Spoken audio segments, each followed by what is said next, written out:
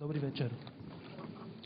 Najprv poviem jednu takú organizačnú vec. Martin Hanus v týchto minutách očakáva prírastok do rodiny a keď náhodou sa to stane, že budeme, tak on okamžite odíde, takže nemyslíte si, že odchádza zo zhnusenia z našeho vysokého školstva.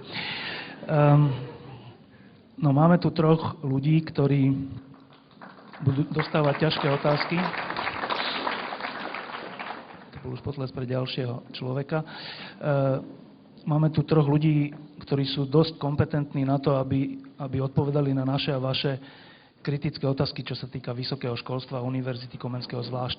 Iba len taký malý test, že koľko ste tu z Univerzity Komenského, z nejakých fakult? Skoro všetci. Dobre, tak teraz neviem, či to je dobré alebo zlé vlastne, lebo to je váš rektor, tak neviem, či môžete si dovoliť to, čo by ste si dovolili, keby to nebol váš rektor. No, snáď si dovolíte. No. Na všetky ostatné univerzity budú nadávať a univerzitu ponechajú bokom, že? Prvá otázka. Tento večer sa volá, to vie Martin Hanus presne ako, čo by mal rektor Univerzity Komenského urobiť, aby... Čo by mal urobiť... To zapnuté? Áno. Z Univerzitou Komenského. Čo by mal urobiť, tá otázka vôbec je, že či by mal niečo urobiť, a tá je asi zodpovedaná, že áno. Čiže dobre, prejdeme rovno k druhej otázke. Čo by mal urobiť rektor Univerzity Komenského? Ja som si tu napísal aj teda jednu vec, čo by mohol urobiť. Aby som napríklad navrhoval pani rektorovi, aby urobil akýsi taký vnútorný audit tých veci, a ich tu mám ako si tých morových rán, ktoré nás postihli za posledných 10 rokov, a či sa s tým nedá niečo robiť. Mám ich prečítať? Dobre, čiže... Dobre, úplne zvrznuté. Akademický informačný systém 2, hrozné. Dobre. Akademický informačný systém 2, hrozné. Dobre. Akademický informačný systém 2, hrozné. Dobre.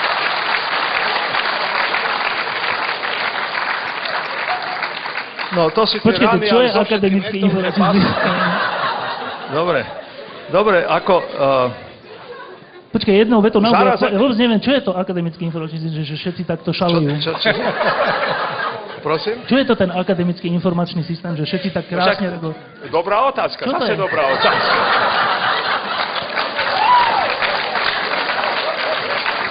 No, takto by som povedal, to je také všeobecné, pozrite sa, nám teraz prichádzajú všelijaké za drahé peniaze softverové produkty. Aké to je znamená, že to, čo som predtým napísal do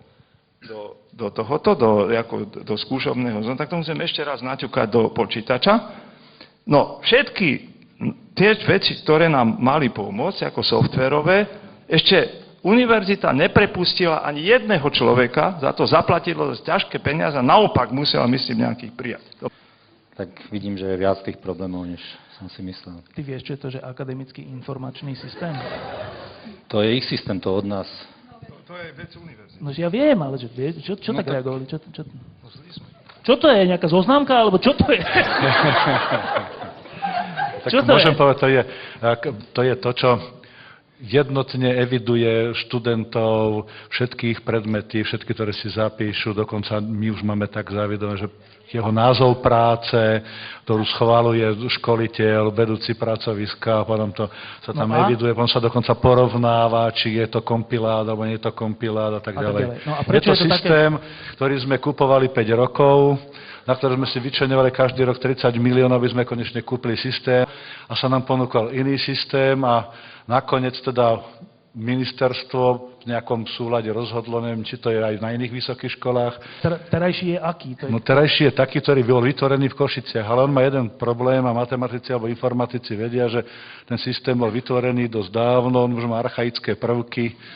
A áno, no, informatici povedia, že je to síce súbor určitého procesov, ktoré ešte fungujú, ale na tom není to ten systém, na ktorú sú dneska v súčasnosti už ľudia naučení v softveri pracovať a rýchlostne pracovať. Tá reakcia taká burlivá bola, pretože on akože sa často porušil. Nie, on je pomalý. Áno? Ťažkopádny, skôr by som presne povedal, ťažkopádny, dokonca taký, že Máme tam zaviesť, povedzme, ja neviem, prácu doktoranta a 3 týždne chodíme za systémovým programátorom, aby sme pre Boha to tam mohli v tom anglicku jazyku napísať, aby sme to tam mohli uviezť a tak ďalej. No. A programátor príde, sedí u nás 2 hodiny a potom si to všetko napíše a povie, viete čo, ja s tým neviem, čo mám robiť, ja to musím konzultovať s nejakým supercentrom, aby sme to vyriešili. Dobre, a to je taká malá skrytá kritika Košíc teraz, čo? Nie, ťažko, no. My kúpili vec, ktorú nikto nepredpokladá, že by sme taký zložitý, taký hybridný, taký heterogénny a ešte by som povedal tak na seba náročný. Akože nikto nepredpokladá, že chceme to všetko tam mať, hej, a tak. Je to problém. Dobre, no jednou vetou. No, na mikrofón. Ja by som to povedal jednou vetou. Keby Ryanair mal takéto dotazníky na kupovanie leteniek, tak nepredá ani jednu letenku. No. Dobre, ale